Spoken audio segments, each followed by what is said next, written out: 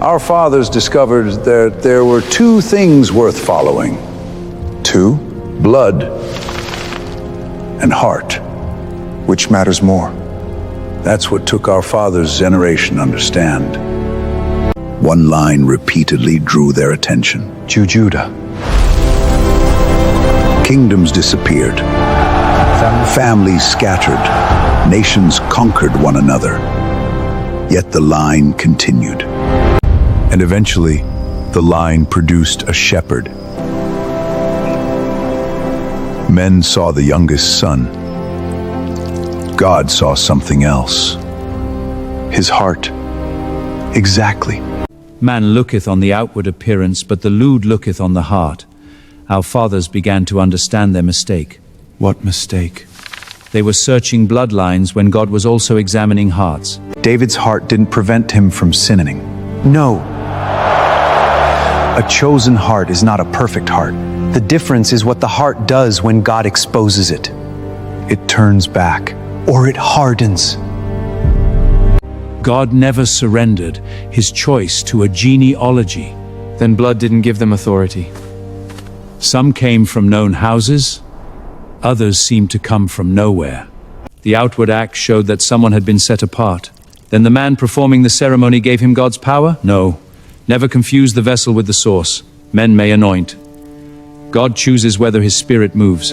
There were times when God placed upon others the spirit that rested upon his servant. The power wasn't Moses to distribute.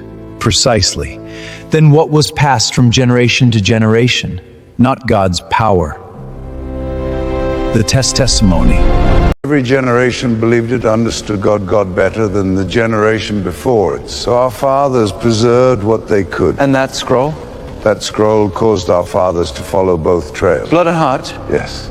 Waiting for it to appear in a particular kind of man. What kind? That is where the story becomes considerably more difficult. Now you understand why our fathers kept two records. The blood and the heart. Blood preserved a lineage, but blood could never produce the calling. Then what happens when the lineage and the heart appear in the same man? That is why you are here. The blood continued after David, but the same blood did not produce the same heart. Lineages guarantees nothing. Exactly. An inheritance may reach a man's blood. It cannot force its way into his heart. Consider Elijah. Eli was not made a prophet because he touched another man's garment. The mantle was a sign. The calling still belonged to God. Then even succession must be confirmed by God. Always. Elisha asked for a double portion of the spirit that rested upon Elijah. So Elijah gave it to him? No. Elijah himself acknowledged that the request was not his alone to grant. The second flame does not steal the first, and neither flame created the fire. The prophets were not always solitary men wandering through wilderness. Some gathered in communities. They learned. They served. They preserved what had been given to them. Like you. That is what our fathers believed. But eventually every order begins believing God belongs to them. Priests inherit offices, kings inherit thrones, and prophets begin producing prophet. That destroyed many who came before us. The moment a man believes his position holds power, he has stopped listening to God. Then how do we know any of us belong here? We don't. You said your fathers weren't only following a bloodline. No. They were looking for a certain kind of heart. Mercy when cruelty would be easier. Humility when power offers pride. And obedience? Above all, because power in the hands of a disobedient heart becomes destruction. You've been watching my decisions since I arrived. Why? Because blood can be traced on parchment, but a man's heart cannot. That must witnessed. And what did you witness? The harder road when an easier one was offered, and one who kept seeking God when no one was there to praise him for it. That interested us considerably more than your ancestry. What are the reasons we zest you? Your family intersects a line our fathers have followed for generations. You knew my bloodline? We knew the line. We did not know what kind of man would eventually come from it. Your blood made us, convinced us to bring you here. And what's behind there? The reason we've been following the line.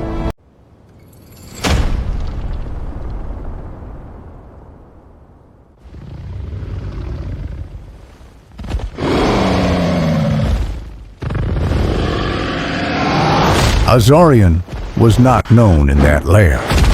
He was attacked as any animal would be of invaders.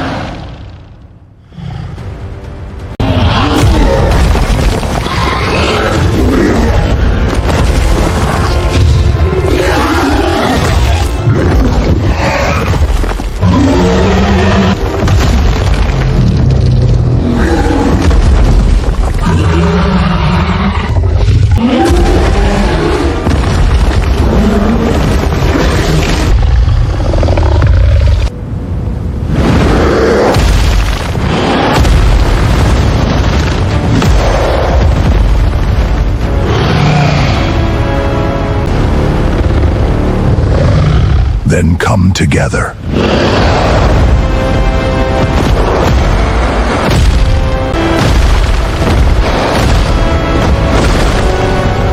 I came seeking answers, not your deaths. This doesn't have to continue.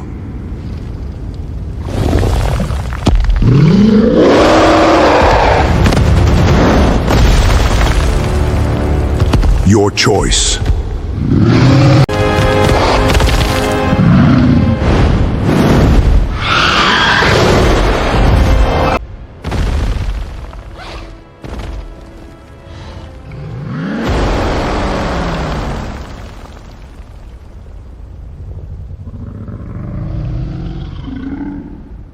What is it?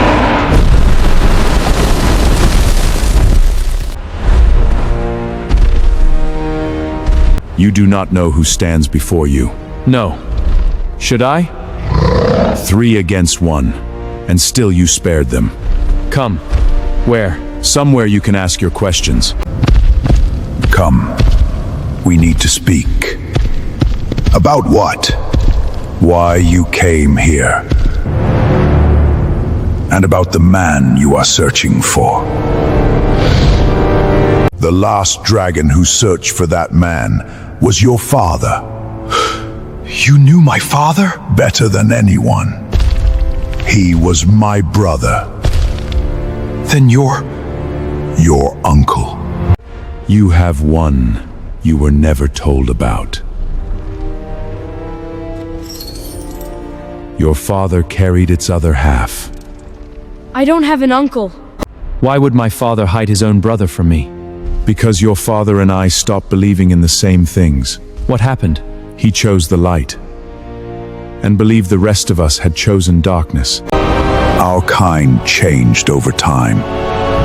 We became guardians of dungeons, treasure, and strongholds. For the darkness? For kingdoms that required our strength.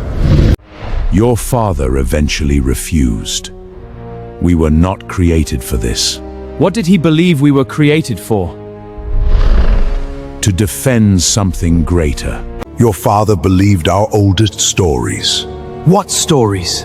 That we once guarded what belonged to the light. Then why did you choose the darkness?